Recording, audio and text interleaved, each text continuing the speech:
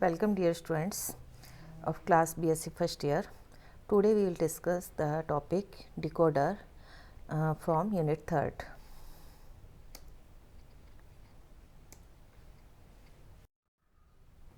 What is a decoder? First of all we will see a decoder is a combinational logic circuit that converts binary information from n input lines to a maximum of 2 raised to power n output lines. ये combination logic circuit है, जैसे कि आपका adder, multiplexer, D multiplexer भी आपके combination logic circuit है. इस unit 3rd के अंदर सभी आपके कॉम्बिनेशन लॉजिक सर्किट हैं. तो इसमें हम कुछ इनपुट देते हैं, कॉम्बिनेशन का मतलब यह है, और उस इनपुट के आधार पर आपको आउटपुट प्राप्त होता है. ठीक है, तो इसमें जो भी जैसे आप 3 to 8 बनाएंगे तो जो भी 3 इनपुट्स देंगे उनकी जो है आउटपुट में मिन टर्म्स आपको प्राप्त होंगी. तो मैक्सिमम क्या हो सकता है 2 raised to power n output है. यदि 3 इनपुट है तो 8 आउटपुट होंगे, 4 इनपुट्स हैं तो 16 आउटपुट्स होंगे. A decoder is a logic circuit which accepts n inputs and maximum of 2 raised to power n output lines. A decoder detects the presence of a specified combination of bits on its inputs and it indicate it on specified output. This is the rectangle symbol या logical symbol of decoder. ठीक है, इसे हम rectangle shape के अंदर show करते हैं. ये n raised to power 2 raised to power n decoder का जनरल जो है लॉजिक सिंबल है. यदि आप मान लीजिए 4 to 16 का बनाएंगे तो आप 4 इनपुट लाइन रखेंगे, 16 आउटपुट लाइन्स रखेंगे और यहाँ पे आप लिखेंगे 4 to 16 decoder.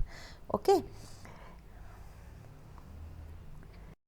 Type of decoders, कितने प्रकार के डिकोडर्स हो सकते हैं? n है तो उसके हिसाब से 2 raised to power n.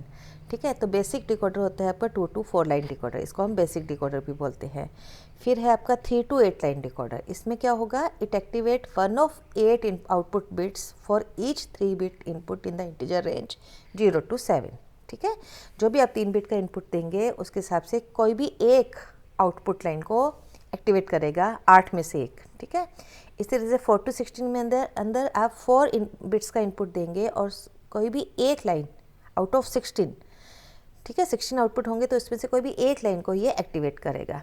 इसी तरह से BCD to decimal decoder, BCD to decimal decoder को हम 4 to 10 भी बोलते हैं क्योंकि BCD में 10 नंबर्स होते हैं.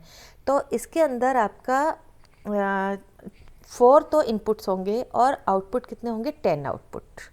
BCD to 7 segment decoder. In 7 segment decoder, output lines are connected to a 7 segment display device. तो 7 segment में क्या होता है कि 7 segment जो है के हिसाब से, जैसे आपने मान लीजिए आउटपुट देते हैं, मतलब इनपुट देते हैं तो 3 इनपुट देते हैं, मान लीजिए 4 इनपुट होगा, सॉरी BCD है 4 इनपुट होगा और उसमें आउटपुट 7 सेगमेंट डिकोडर, मतलब उससे आपका जैसे मान लीजिए आप सारी की सारी लाइनें एक्टिवेट होती हैं तो वो 8 को इंडिकेट करेगा. ठीक है, इस तरह से 7 को इंडिकेट करने के लिए ऊपर की लाइन और लास्ट की लाइन को इंडिकेट करेगा. तो ये BCD टू 7 सेगमेंट डिकोडर होता है आपका. सबसे पहले हम लर्न करेंगे 2 to 4 डिकोडर और बेसिक डिकोडर. तो 2 to 4 डिकोडर के अंदर 2 इनपुट लाइन होंगी, 4 आउटपुट लाइन्स होंगी. ठीक है, तो ये इसका लॉजिक सिंबल है, 2 इनपुट्स 4 आउटपुट्स, और आउटपुट को हमने इंडिकेट किया है D0, D1, D2, D3 से. और हम यहाँ पे 2 into 4 या 2 फिर T और 2 4 डिकोडर भी लिख सकते हैं. इसकी ट्रूथ टेबल कैसे बनती है देखें.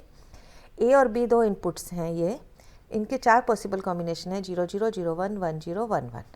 अब कोई भी एक लाइन इनपुट जो है एक्टिवेट होगी. यदि 0 0 इनपुट करेंगे तो D0 आउट एक्टिवेट होगा.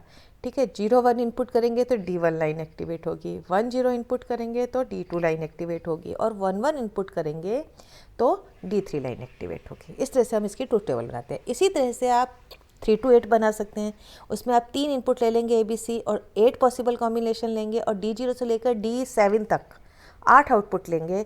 और जब ABC की वैल्यू तीनों की 1 होगी तो D7 जो 7th जो होगा, 8th जो आउटपुट होगा, that is D0 to D7, तो D7 जो होगी उस पर 1 होगा.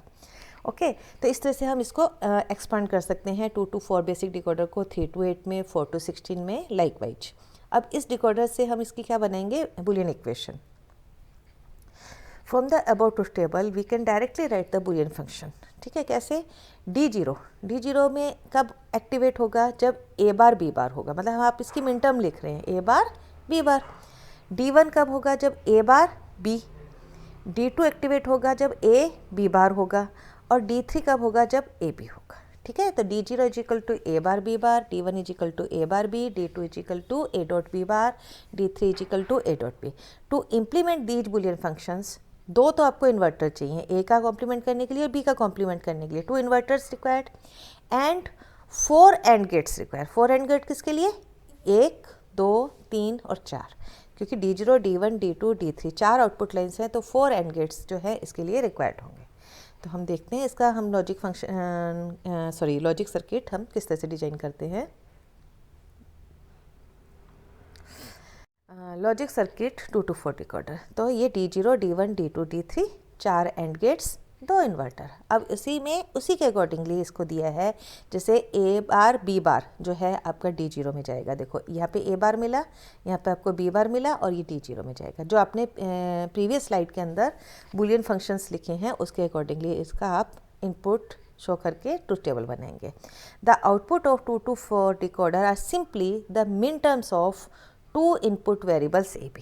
ठीक है, तो D0 का आउटपुट क्या है? A bar dot B bar. D1 का output A bar dot B, D2 का आउटपुट A डॉट B बार, और D3 का आउटपुट A डॉट B। तो ये क्या है? मिन टर्म्स ही हैं 2 वेरिएबल्स की। इसी तरह से आप 3 to 8 बनाएंगे तो 3 वेरिएबल्स की मिन टर्म्स मिलेंगी। 4 to 16 बनाएंगे तो 4 वेरिएबल्स की मिन टर्म्स आपको आउटपुट के अंदर प्राप्त होंगी। Working of 2 to 4 decoder. Decoder is a combinational circuit that has n input lines and maximum of 2 raised to power n output lines. One of these output will be active high based on the combination of input present when the decoder is enabled. That means decoder detect a particular code. The output of the decoder are nothing but the min terms of n input variable when it is enabled. ठीक है, तो ये जो हमने Boolean equations बनाई थी उसी के हिसाब से लिखा है कि D0 कब एक्टिवेट होगा, D1, D2, D3 आपके कब कब एक्टिवेट होंगे। Application of decoder. It is used as a command decoder. It is used as port address to select IO port. It is used as a device number decoder. It is used as a binary to decimal converter. It is used in BCD to 7 segment display. जो हमने इसका एक प्रकार पढ़ा था type of decoder, उसमें भी हम इसको यूज करते हैं, और मेमोरी एड्रेसिंग के लिए भी डिकोडर को यूज किया जाता है। So this is all about for today. In the next slide we will discuss just reverse function of decoder, that is encoder.